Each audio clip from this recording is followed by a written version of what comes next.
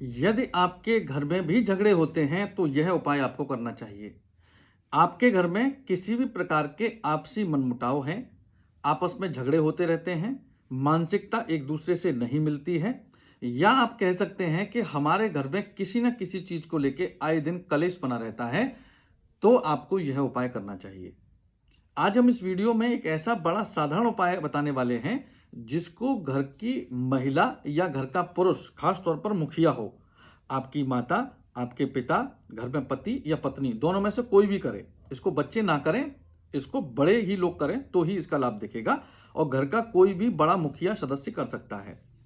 आपको ध्यान ये रहे, यह उपाय जो मैं जिस तरीके से वीडियो में बता रहा हूं, पूरी श्रद्धा से यदि किया जाता है तो आपके जीवन में जो समस्याएं आ रही हैं, खास तौर पर आपके घर में कलेश की जो समस्या है, उससे आपको मुक्ति मिलती है। राधे राधे मित्रों, स्वागत है एस्ट्रो आश्रम पर। आज हम बात कर रहे हैं ऐसे उपाय की, ऐसे एक प्रक्रिया की जिसको करने से आपके घर में किसी भी प्रकार के संकट ऐसे हैं जिससे कि कष्ट बढ़ जाता है, और संकट ऐसा कि वो अपने आप ही उपजता है, किसी न किसी कारण से कलेश घर में बन जाता है। कलेश घर में रहेगा तो आप समझ के लिए राहु का प्रवेश होगा। राहु का प्रवेश होगा तो आपके हर काम में घर के जितने भी सदस्य हैं बाधाएं आना शुरू होंगी, और जब बाधाएं आना शुरू होंगी तो फिर अगेन कलेश बढ़ेगा, क्योंकि धन की आवक कम हो जाएगी और धन घर में नहीं होता। माता महालक्ष्मी की ना होने की वजह से भी घर में कलेश होना शुरू होती है।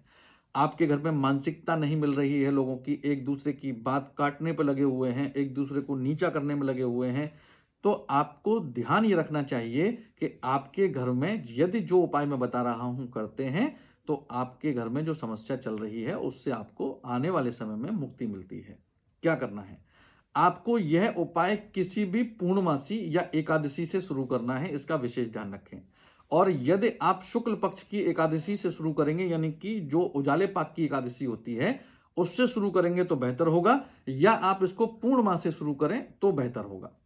आपको करना क्या है? 21 दिन यह उपाय करना है और निरंतरता से यह उपाय होगा। निरंतरता मतलब कि आज अगर आपने शुरू किया है, फिर 21 डेज तक लगातार यह उपाय होना चाहिए। क्या करना है? बहुत ध्यान से समझिए। आपको यहां पर एक घी का दीपक चाहिए होगा। यदि गाय के घी का दीपक मिल जाता है तो बहुत बेहतर है, और गाय के घी का दीपक नहीं मिलता तो शुद्ध घी जहां से मिले। आप ध्यान रखिए कि घी शुद्ध होना चाहिए। अब आप कहेंगे गुरुजी घी अशुद्ध होगा, इसकी क्या गारंटी है? हम तो बाजार से महंगा ही लाएंगे। तो आपको ध्यान का रखना है, आज की डेट में पूजा के नाम पर भी कुछ घी बिक रहे हैं मार्केट में, वो नहीं लेके आना है। जो प्रयोग घर में कर सकते हैं, जो खाने लायक घी होता है, जिसको आप खाते हैं, प्रयोग करते हैं, उसी प्रकार का अच्छा घी लाइए। और यदि गाय का प्रोवाइड हो पाए, अगर मिल पाए तो बहुत अच्छा है। क्या करना है? गाय के घी का एक दीपक बना लीजिए आप, और आपके घर में गंगा जल की आवश्यकता पड़ेगी इस कार्य को करने के लिए। आप सबसे पहले अपने घर में यह कार्य करते समय ध्यान रहे, आप सुबह नहा धो के जब निवृत्त होते हैं तो आपके घर में झाड़ू पोछा जितनी भी चीजें हैं वो सफाई हो जानी चाहिए। उसके बाद अपने घर के मुख्य द्वार पर यह काम अंदर की ओर करना है, घर के गेट के मेन गेट के बाहर की ओर नहीं करना है। अपने घर के मुख्य द्वार के अंदर की साइड आप अपनी दहलीज जो होती है उस पर गंगा जल के छींटे लगाइए, और गंगा जल के छींटे लगाते समय ओम गम गणपते नमः मंत्र का आप उच्चारण करते रहिए 11 बार, 21 बार।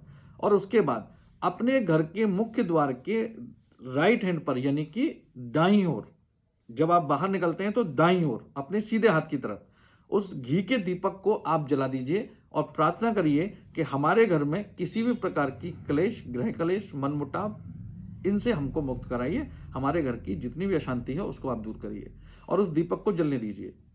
अगले दिन फिर यही काम करना है, अगले दिन फिर यही काम करना है, अगले दिन फिर यही काम करना है। ऐसे ही आपको गंगा जल का छिड़काव कर कर, गणेश जी का मंत्र बोलकर, आपको वो घी का दीपक अपने मुख्य द्वार पर अंदर की ओर प्रतिदिन सुबह जलाना है।